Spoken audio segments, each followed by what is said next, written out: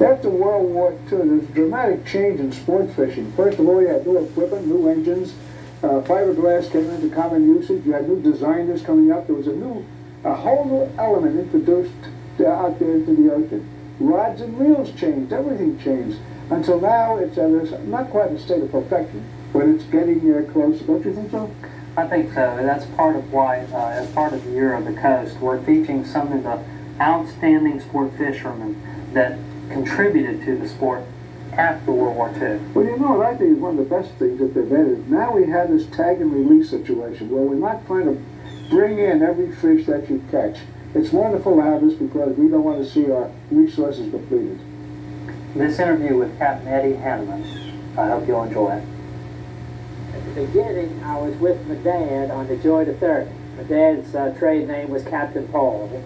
And then in 1945, after I was in the Coast Guard and the war was over, I started my own business, and my boat's names were the Martha Ellen. I had the Martha Ellen II, and the Martha Ellens, and the 3 chart boats.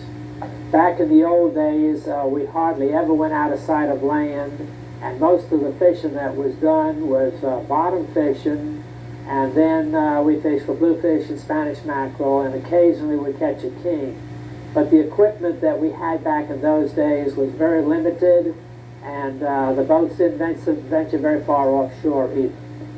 In the beginning, there was no such a thing as nylon line or monofilament line. The only lines that we used was either cotton tarred line for hand line or linen line on the reels.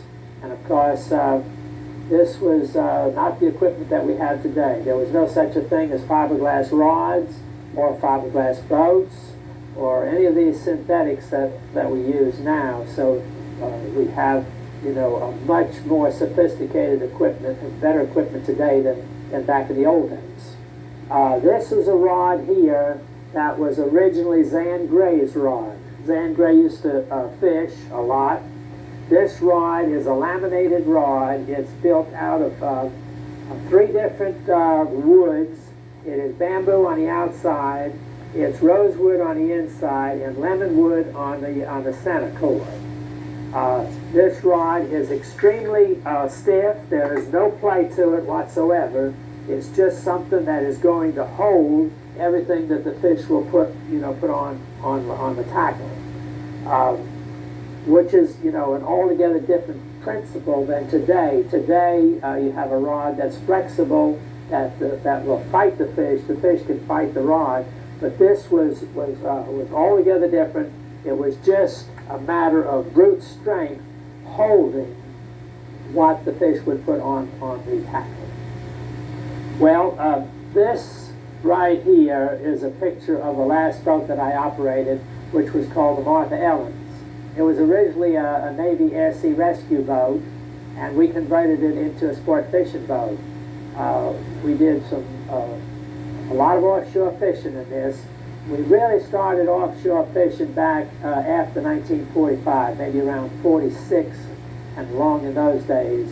And that was when the first offshore fish was brought into Wrightsville Beach. Up to that point, most of the fishing was done, as I mentioned earlier, in close to shore.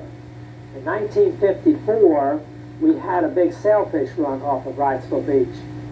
There was 127 sailfish caught in a short period of time.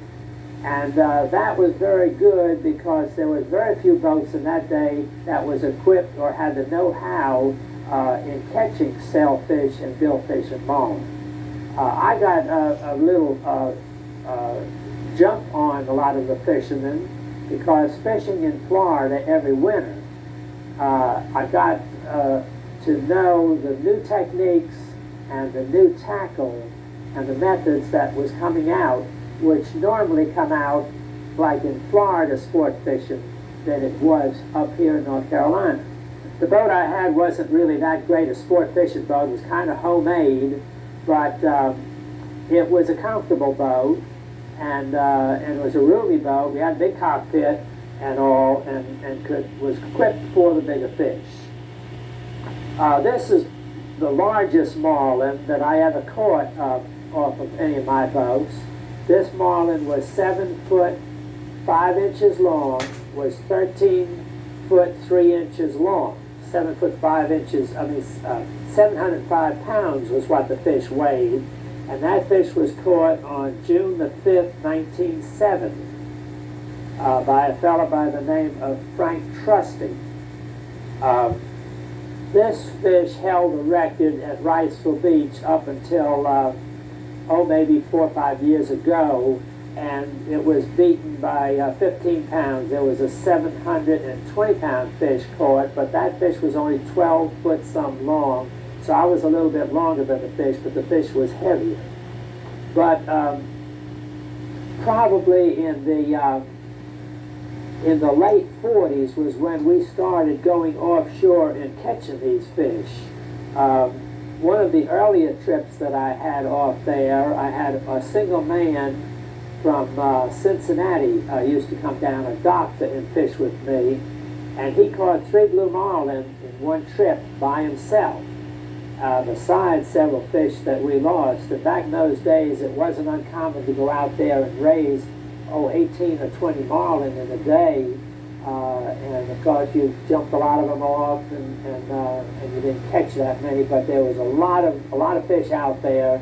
We had a lot of chances at these fish. So it was really a great time, and it was a great privilege to have pioneered this type of fishing.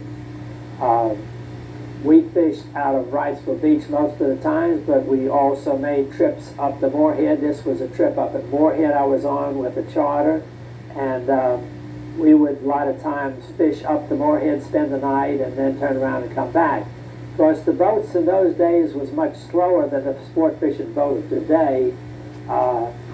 Normally when we went to the Gulf Stream, we usually left at 8 or 9 o'clock at night and traveled slowly all night, and was out at the Gulf Stream to start fishing 5 o'clock the next morning. And we would fish most of the day, a lot of times anchor up for the night, fish the next day, and then come in on a 48-hour trip. Or on the 24-hour trips while we come on back in and be back in around 8 o'clock the following night. And many times we'd have another party waiting at the dock for us and go right back out. We've made these 5 back-to-back on some occasions, which made long hours, but it was a great thrill, and there was a lot of excitement going on back in those days. When we started bringing in the tropical fish, which is what these were considered, people were very, very excited about it. And then, of course, if they ever seen a big fish like that jumping, it's quite a thrill that you never forget, and you kind of get hooked on it. You want to come back. And then, of course, if they ever seen a big fish like that jumping, it's quite a thrill that you never forget, and you kind of get hooked on it. You want to come back. Yo, Polaroid asked me, Sinbad.